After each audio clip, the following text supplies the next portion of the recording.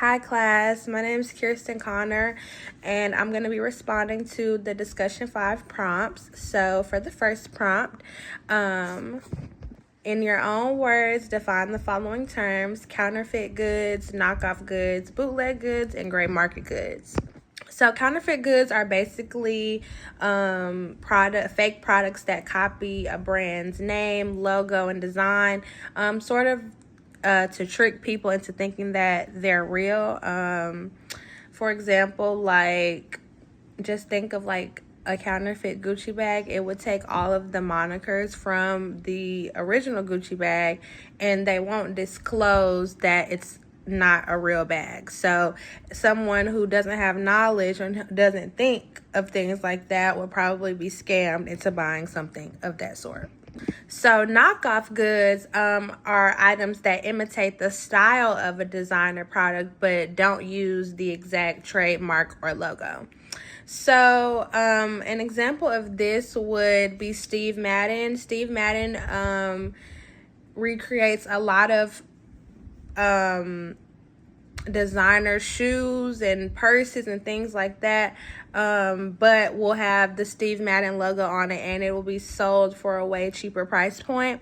And he's come under a lot of fire for doing that, but he also has gotten a lot of praise for doing that because he's making affordable options for women. So bootleg goods are unauthorized items that use brands, logos, or imagery, but usually in a remixed way. So like a Gucci headband or a Louis Vuitton two-piece set. It's not necessarily fake, it's just not used in the original way that the designers intended. And lastly, gray market goods. So gray market goods are real products sold by unauthorized sellers instead of the official brand and the way that they sell their products. Now, the second question is asking me to explain the major differences between a counterfeit good and a knockoff good. So, yeah, let me do that. So, think of counterfeits as deception and think of knockoffs as inspiration. So, counterfeits, again, use the brand's real name and real logo, whereas knockoffs will use the look but not the branding. Knockoffs are usually legal as long as they avoid trademark violations, but counterfeits, on the other hand, are illegal. Okay, so an example of a knockoff versus the original thing would be one of these. Let me show you. So I'm currently on the Colleen K website, and she has a whole entire blog related to this. So as you can see, here's an example: Chanel versus Kohl's. So you can see the difference in price points right here.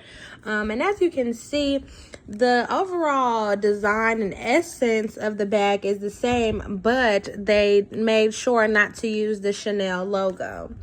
The same thing happened with this Gucci bag. So the Gucci versus Amazon bag, as you can see, the Amazon bag is way cheaper and the overall look is very similar, but there are obviously differences here. Like the colorway is different, and the actual buckle is different in color, and it's also different in shape. So this is how knockoff brands get away with basically ripping off someone else's design, because they follow it enough to where it resembles the original, but not so much to where they can be sued for it.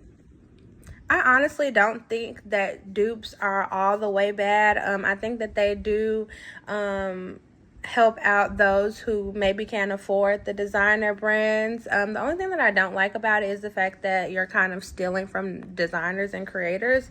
But these designer brands also exploit low-income workers. So it's kind of like you kind of get out what you put out. So for bootleg goods are way more creative than counterfeit items. Like they'll take the real monikers and the real brands, but they'll make it into something different, or they'll incorporate it into a different piece of clothing. Dapper Dan was a very pivotal person in making bootleg clothes. So I honestly think that I would rather see someone do that than completely rip something off with a counterfeit. So and then as far as the legality goes, counterfeiting is clearly illegal. Bootlegging is unclear. It honestly depends on how closely it copies the protected item. For knockoffs, they're sometimes legal, but sometimes not. Depends on the trademarking. And then gray market goods are legal, but frowned upon by brands because it messes with their overall profit. So yes, there you go. Have a good one.